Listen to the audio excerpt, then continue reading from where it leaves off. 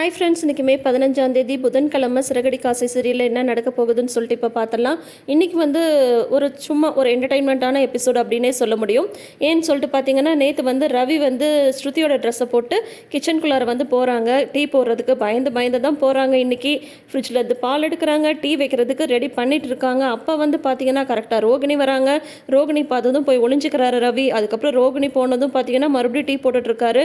அப்போ பார்த்தீங்கன்னா விஜயா பசிக்குது அப்படின்ட்டு அண்ணாமலைகிட்ட திட்டு வாங்கிட்டு வராங்க. ஏன்னு பார்த்தீங்கன்னா, சின்ன வயசாக இருந்தால் பசிச்சா பிரச்சனை இல்லை, எப்போ வேணால் பசிக்கும், எப்போ வேணால் சாப்பிட்லாம். இந்த வயசில் உனக்கு இந்த டைமில் பசிக்குதுன்னா உடம்பு தான் ஏதோ சரியில்லை போல இருக்குது அப்படின்ற மாதிரி அண்ணாமலை சொல்கிறாரு. உடனே ஏதாவது சொல்லிடுவீங்களே அப்படின்ட்டு அண்ணாமலை கிட்ட சின்னதாக ஒரு சண்டையை போட்டு விஜயா கிச்சனுக்கு வராங்க சாப்பிட்றதுக்கு. பார்த்தா ரவி அந்த பக்கம் திரும்பி நின்றுட்டு டீ போட்டுட்ருக்காரு. உடனே விஜயா கதவை சாத்திடுறாங்க. கதவை சாத்தி லாக் பண்ணிவிட்டு எல்லாரும் வாங்க வாங்க, வீட்டுக்குள்ளார திருடி வந்துட்டா வாங்க வாங்க, ரவி, ஸ்ருதி, மனோஜ், ரோகிணி எல்லாரும் வாங்க அப்படின்னு சொல்கிறாங்க. ஏன்னா மனோஜ் எல்லாம் ரொம்ப தைரியசாலி பாருங்க. முத்துவையும் மீனாவையும் தானே கூப்பிடணும். ஆனால் கரெக்டாக அந்த அவசரத்தில் கூட அவங்க 2 பேரை தவிர எல்லாரையும் கூப்பிடுறாங்கங்க இந்த விஜயா. அப்போ பார்த்தீங்கன்னா அதுக்கப்புறம் எல்லாரும் வந்துடுறாங்க. என்னாச்சு அம்மா, ஏன் இப்படி கத்துறாங்க அப்படின்ற மாதிரி முத்துவும் மாடியிலேருந்து இறங்கி வந்துடுறாரு. வீட்டுக்குள்ளே திருடி வந்துட்டா அப்படின்ற மாதிரி சொல்கிறாங்க. என்னது திருடியா அப்படின்ற மாதிரி சொல்கிறாங்க. ஆமாம் திருடி தான், நைட்டி போட்டுட்ருக்கா, நான் பார்த்தேன் அப்படின்ற மாதிரி விஜயா சொல்கிறாங்க. நான் போய் என்னன்னு பார்க்குறேன் அப்படின்ற மாதிரி முத்து போகிறாங்க. எங்க இருங்க, அவள் எவ்வளோ தைரியமான ஒரு திருடியாக இருந்தால் திருடுறதுக்கு நைட்டு வந்துடுப்பா, நான் வீட்டு கதவெல்லாம் நல்லா தானே பூட்டி வச்சேன் அப்படின்ற மாதிரி மீனா சொல்கிறாங்க. ஆமாம் நீ பூட்டின லட்சணம் தான் நல்லா தெரியுதே, நீ நல்லா போட்டிருந்தா எப்படி வீட்டுக்குள்ளார திருடி வருவான்ட்டு அந்நேரத்துலேயும் விஜயா மீனாவை தான் திட்டுறாங்க. அதுக்கப்புறம் இப்படியே போக வேணாம், சுற்றி போய் அந்த பக்கம் பிடிக்கலாம் அப்படின்ற மாதிரி பார்த்தீங்கன்னா முத்து அதெல்லாம் நான் பார்த்துக்கிறேன் அப்படின்னு சொல்லிட்டு பின்னாடி போய் டக்குன்னு பிடிச்சிடுறாங்க. பிடிச்சதுமே பார்த்தீங்கன்னா ரவி அதுக்குள்ளார இவங்க எல்லாரும் கத்துறதை பார்த்துட்டு டவலை எடுத்து தலையில் போட்டுக்கிறாங்க. உடனே பார்த்தீங்கன்னா முத்து அவரை பிடிச்சிட்டு ஹாலில் அந்த டவலை எடுத்து பார்த்தா ரவி. உடனே விஜயாவுக்கு செம கோவம் வந்துடுது. என்னடா கோலம் இது, என்ன இது, யாரை கேட்டு இந்த மாதிரி ட்ரெஸ் பண்ணிகிட்ருக்கு அப்படின்னதும் அப்போ தான் ஸ்ருதி சவுண்டை கேட்டு வெளியில் வராங்க. என்னது இது சத்தம் அப்படின்னு சொல்லிட்டு. அப்புறம் பார்த்தீங்கன்னா, ஆண்டி நான் தான் ஆண்டி என்னோட ட்ரெஸ்ஸை ரவிக்கு போட சொன்னேன். இப்போ இங்கே பாருங்கள், ரவியோட ட்ரெஸ்ஸை நான் போட்டுட்ருக்கேன் அப்படின்னு சொல்கிறாங்க. உடனே விஜயாவுக்கு இன்னும் பயங்கர கோவம் வந்துடுது. என்னம்மா இந்த நேரத்தில் இந்த மாதிரி பண்ணிகிட்ருக்க, நீ எதுக்கு அவனை பொம்பளை பிள்ளை ட்ரெஸ்ஸை போட விட்ட? எல்லா வீட்லேயும் பொண்ணுங்க வேணும்னா பசங்களுக்கு பொம்பளை பிள்ளை மாதிரி ரெடி பண்ணி ஃபோட்டோலாம் எடுப்பாங்க. நான் என் பசங்களுக்கு அந்த மாதிரி கூட பண்ணதில்லை. 3 சிங்கக்குட்டிங்களை பெற்றிருக்கேன் அப்படின்னு சொல்லிட்டு நான் அவ்வளோ பெருமையாக கர்வமாக இருப்பேன். எப்போவுமே ஒரு நாள் கூட சின்ன வயசில் கூட இவங்க 3 பேரில் யாருக்குமே நான் பொம்பளை ட்ரெஸ் போட்டதே கிடையாது. நீ என்னன்னா இந்த வயசில் அவனுக்கு இந்த மாதிரி ட்ரெஸ்ஸை போட்டு விட்டுருக்க, ஏன்டா உனக்கு அறிவு இருக்கா? அவள் தான் போட சொன்னான்னா நீயும் போட்டுட்டு இந்த மாதிரி ஹாலில் நின்றுட்டுருப்பியா? போய் முதல்ல ட்ரெஸ்ஸை மாற்றுட அப்படின்ற மாதிரி திட்டுறாங்க. இனிமேல் இந்த மாதிரிலாம் பண்ணுற வேலைலாம் நீ எதுவும் வச்சுக்காதம்மா, எனக்கு இந்த மாதிரி என் பசங்களுக்கு லேடிஸ் ட்ரெஸ் போடுறதுல எனக்கு சுத்தமாக பிடிக்காது அப்படின்ற மாதிரி விஜயா திட்டிட்டு போயிடுறாங்க. என்ன அங்கிள் இது ஒரு சின்ன விஷயம், இதுக்கே ஆண்டி இவ்வளோ டென்ஷன் ஆகுறாங்க அப்படின்ற மாதிரி ஸ்ருதி சொல்கிறாங்க. உடனே அண்ணாமலை சொல்கிறாரு, மா இதெல்லாம் நீங்கள் ரூம்குள்ளே வச்சுக்க வேண்டியது தானே, எதுக்குமா ஹால் வரைக்கும் அவனை அனுப்புனேன் அப்படின்ற மாதிரி சொல்லிட்டு அண்ணாமலையும் போயிடுறாரு. ஆனால் இன்றைக்கி விஜய் எவ்வளோ பெருமையாக சொல்கிறாங்கன்னு சொல்கிறீங்க, 3 சிங்கக்குட்டியை பெற்றிருக்கேன் அப்படின்னு சொல்லிட்டு முத்துவையும் சேர்த்துக்கிட்டாங்க. அது வரைக்கும் சந்தோஷந்தான். இப்போ பார்த்தீங்கன்னா அவங்க 2 பேரும் உள்ளார போனதும் மனோஜும் முத்துவும் சேர்ந்து ரவியை ஒரு வழி பண்ணிடுறாங்க. எல்லாம் வாங்க வாங்க ஒன்றா நின்று ஃபோட்டோ எடுத்துக்கலாம் அப்படின்னு சொல்லிட்டு அதே ட்ரெஸ்ஸோட ரவியோட நின்று ஃபோட்டோலாம் எடுத்துக்கிறாங்க. இவங்க 2 பேரும் சேர்ந்து பார்த்தீங்கன்னா ஸ்ருதியை கிண்டல் பண்ணிகிட்ருக்காங்க. மனோஜும் முத்துவும் சேர்ந்துட்டு ரவியை கிண்டல் பண்ணிகிட்ருக்காங்க. அந்த மாதிரி 3 ஜோடியும் ஜாலியாக இருக்குது. அடுத்த நாள் காலையில் பார்த்தீங்கன்னா மீனா வழக்கம் போல் கிச்சனில் இருக்காங்க. முத்து என்ன பண்ணிகிட்ருக்க அப்படின்ற மாதிரி கேட்டுட்ருக்காங்க. உங்களுக்கு டீ போடவா அப்படின்ற மாதிரி சொல்கிறாங்க. என்ன நீ டீ போட்டுட்ருக்க, காலையிலேயே மார்க்கெட்டு போய் பூ வாங்கணும்னு சொன்னேன் அப்படின்னு சொன்னதும் அதெல்லாம் 5 மணிக்கே போய் நான் எல்லாமே வாங்கிட்டு வந்துட்டேன் அப்படின்னு சொல்கிறாங்க. எப்படி எப்போ பார்த்தாலும் இப்படி வேலை செஞ்சுட்டே இருக்க அப்படின்ற மாதிரி முத்து கேட்குறாங்க. அது அப்படின்னு மீனா சொல்ல வராங்க. அதுக்குள்ளார போது நிப்பாட்டு, உடனே நீ சொல்லுவேன், நான் 4 மணிக்கே எழுந்திரிச்சுன்னா பூ மார்க்கெட்லாம் போயிட்டு பூவெல்லாம் கட்டி எல்லாருக்கும் கொடுப்பேன் அப்படின்ற மாதிரி சொல்கிறேன். அதெல்லாம் செய்ய நான் வேணான்னு சொல்லலை, ஆனால் எதுக்கு வீட்டு வேலையும் நீயே செஞ்சிட்ருக்க, அதை தான் நான் சொல்ல வரேன். வீட்டில் இன்னும் 2 பேர் இருக்காங்களே, அவங்களும் செய்யலாம்ல, உனக்கு மட்டும் நான் தலையெழுத்தா, நீயே வீட்டு வேலை செய்யணும்னு சொல்லிட்டு முத்து சொல்லிட்டுருக்காரு. கரெக்டாக விஜயா வந்துடுறாங்க. மீனா இன்னும் ஏன் டீ கொடுக்கல, டீ கொடு அப்படின்ற மாதிரி சொல்கிறாங்க. ஏன் அதை அவளே தான் போடணுமா, மற்ற 2 மருமக இல்லையா? அது என்ன மீனாவே வேலை செய்ய சொல்கிறீங்க? ஒன்று என்னன்னு சொன்னால் பவுட்ரு போட போகிறேன்னு சொல்லிட்டு பார்லருக்கு போயிடுது, இன்னொன்று என்னென்னா அடுத்தவங்களுக்கு பேசுகிறேன்னு சொல்லிட்டு பலகுரல் கொடுக்க கொடுக்க போயிடுது.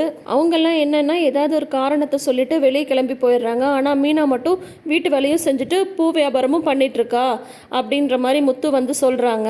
உடனே வந்து பார்த்திங்கன்னா அதுக்கு என்ன பண்ண முடியும், அவங்கெல்லாம் வெளியில் வேலைக்கு போகிறாங்க, இவள் வீட்டில் இருந்து தானே செய்கிறா அப்படின்ற மாதிரி வந்து சொல்கிறாங்க. வீடோ வெளியிலையோ இவளும் தானே வேலை பார்க்குறா அப்படின்ற மாதிரி முத்து வந்து சொல்லிகிட்ருக்காங்க. ஏன் விஜயா, அவங்கவுங்களுக்கு வேண்டியதை கூட அவங்கவுங்களால செஞ்சுக்க முடியாதா அப்படின்ற மாதிரி வந்து அண்ணாமலை வந்து சொல்கிறாங்க. அது எப்படிங்க முடியும் அப்படின்ற மாதிரி வந்து சொல்கிறாங்க. உடனே வந்து பார்த்திங்கன்னா நம்ம மீனா வந்து சொல்கிறாங்க, ஏங்க இதெல்லாம் எனக்கு ஒரு பெரிய வேலையே இல்லைங்க, இதனால் காலையிலேயே வீட்டில் வந்து ஒரு பிரச்சனை வேண்டாம், பேசாமல் இருங்க, நானே எல்லா வேலையும் செஞ்சிடறேன் அப்படின்ற மாதிரி மீனா வந்து சொல்கிறாங்க. உன்னெல்லாம் திருத்தவே முடியாது அப்படின்ற மாதிரி முத்து வந்து சொல்லிகிட்ருக்காரு. உடனே விஜயா வந்து ஆர்டர் போடுறாங்க, ரோகிணிகிட்ட கேளு, ரோகிணிக்கு என்ன வேணுமோ அதை வந்து இன்றைக்கி சமையல் பண்ணு, புரியுதா அப்படின்ற மாதிரி வந்து சொல்கிறாங்க. உடனே முத்து வந்து கேட்குறாங்க, அது என்ன அவங்க பார்லர் அம்மா சொல்கிறத தான் வந்து நாங்கள் எல்லோரும் சாப்பிட்ணுமா அப்படின்ற மாதிரி முத்து வந்து கேட்குறாங்க. ஆமாம், அவங்க வந்து இப்போ புதுசாக தொழில் தொடங்க போகிறாங்க, நல்லா சாப்பிட்டு சத்தாக இருக்க வேண்டாமா, ஆரோக்கியமாக இருக்க வேண்டாமா, அப்போ அவங்களுக்கு பிடிச்சதை செஞ்சு கொடுத்தா தானே அவங்க ஆரோக்கியமாக சாப்பிடுவாங்க அப்படின்ற மாதிரி விஜயா வந்து சொல்கிறாங்க. கரெக்டாக வந்து ரோகிணியும் வந்துடுறாங்க. வாமா ரோகிணி, இன்றைக்கி உனக்கு என்ன சமையல் வேணும்னு சொல்லு, அதே வந்து சொல்கிறேன் அப்படின்னு சொல்கிறாங்க. உடனே அப்படியே ரோகிணிக்கு வந்து தலையில் கிரீட வச்ச மாதிரி அவங்க மீனாவை ஒரு பார்வை பார்க்குறாங்க பாருங்க. அப்படி ஒரு ஏளனமான பார்வை. உடனே வந்து பார்த்தீங்கன்னா எனக்கு வெஜிடபிள் பிரியாணி வேணும் ஆண்டி அப்படின்ற மாதிரி வந்து சொல்கிறாங்க. ஓ, வெஜிடபிள் பிரியாணி வேணுமா, சரி சரி அப்படின்ற மாதிரி சொல்லிட்டு அந்த என்னென்ன காய்கறி வேணும் அப்படின்றத வந்து மீனா நீ ஒரு லிஸ்ட்டு கொடு அப்படின்னு சொல்கிறாங்க. வெஜிடபிள் பிரியாணிக்கு வேணுங்கிற காய்கறிலாம் எதுவுமே வீட்டில் இல்லைங்க, லிஸ்ட்டு தான் போடணும் அப்படின்ற மாதிரி வந்து சொல்கிறாங்க. லிஸ்ட்டு போடணும்னா போய் வாங்கிட்டு வா அப்படின்றாங்க விஜயா. உடனே வந்து பார்த்தீங்கன்னா முத்து வந்து சொல்கிறாங்க, அவள் லிஸ்ட்டு போடுவா, ஆனால் அவள் வந்து வாங்கிட்டு வர மாட்டா, அதையும் மீனா தான் வாங்கிட்டு வரணுமா, டே இங்கே வாடா அப்படின்னு சொல்லிட்டு மனோஜை வந்து கூப்பிட்றாங்க. கூப்பிட்டு வேறு இந்த என்னென்ன காய்கறி வேணும்னு சொல்லுவா, அது எல்லாத்தையும் போய் வாங்கிட்டு வா, புரியுதா அப்படின்னு சொல்கிறாங்க. நான் எதுக்கு மார்க்கெட்டுக்கு போகணும் அப்படின்ற மாதிரி அவர் வந்து சொல்கிறாரு. பொண்டாட்டிக்கு வெஜிடபிள் பிரியாணி வேணும்னா நீ தான் போய் காய்கறி வாங்கிட்டு வரணும், எல்லா வேலையும் செய்கிறதுக்காக வேணும் மிஷினா அப்படின்ற மாதிரி வந்து முத்து வந்து சொல்கிறாங்க. உடனே அண்ணாமலை வந்து சொல்கிறாரு, ஏய் இங்கே வாடா அப்படின்ற மாதிரி வந்து சொல்கிறாங்க. நீயும் வந்து காய்கறியெல்லாம் வாங்குறத வந்து பழகிக்கணும் அப்படின்ற மாதிரி வந்து சொல்கிறாங்க. நான் எதுக்கு அதெல்லாம் பழகணும் அப்படின்றாங்க. உடனே முத்து வந்து சொல்கிறாங்க, வியாபாரன்றது எப்படி பண்ணுறதுன்னு உனக்கு வந்து தெரிய வேணாமா, அதுக்கு தான் என்னப்பா நான் சொல்கிறது கரெக்டு தானே அப்படின்ற மாதிரி முத்து வந்து சொல்கிறாங்க. உடனே அண்ணாமலை வந்து சொல்கிறாங்க, ஆமாடா இந்த மாதிரி நீ கடைக்கெல்லாம் போயிட்டு வந்தாதான் எப்படி வியாபாரம் பண்ணுறது என்னன்றதெல்லாம் உனக்கும் தெரியும், அந்த காசு பழகிறதெல்லாம் எப்படின்றது உனக்குமே தெரியும், அதனால் நீயே போய் வாங்கிட்டு வா அப்படின்ற மாதிரி வந்து சொல்லிடுறாங்க. அதுக்காக காய்கறி வாங்க போகணுமா அப்படின்றாங்க. சின்னதுலேருந்து தான் பெருசாக வளர முடியும், பேசாமல் போய் வாங்கிட்டு வரியா அப்படின்ற மாதிரி வந்து முத்து வந்து சொல்லிடுறாரு. உடனே வந்து மீனா வந்து சொல்கிறாங்க, ஏங்க எல்லா காய்கறிலையும் கால் கிலோ வாங்கிட்டு வர சொல்லுங்கள் அப்படின்ற மாதிரி வந்து சொல்லிட்டு மீனா வந்து உள்ளே போயிடுறாங்க. உடனே வந்து ரோகிணி வந்து இவர் வந்து காசு அப்படின்றாரு மனோஜ். உடனே வந்து ஏண்டா காசும் நாங்கள் தான் தரணுமாடா அப்படின்ற மாதிரி முத்து வந்து சொல்கிறாங்க. உடனே ரோகிணி வந்து அதெல்லாம் ஒன்றும் தேவையில்லை அப்படின்ட்டு ரோகிணி வந்து 500 கொடுக்குறாங்க. கொடுத்துட்டு பீன்ஸ், கேரட்டு, காலிஃப்ளவர், அப்புறம் கேப்சிகம் அதை மட்டும் வாங்கிட்டு வாங்க அப்படின்ற மாதிரி வந்து சொல்கிறாங்க.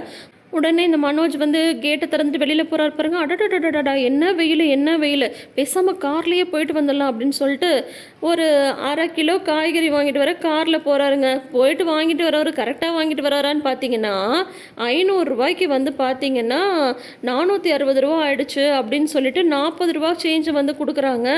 என்னது 460 ரூபாவா அப்படின்ற மாதிரி வந்து சொல்கிறாங்க.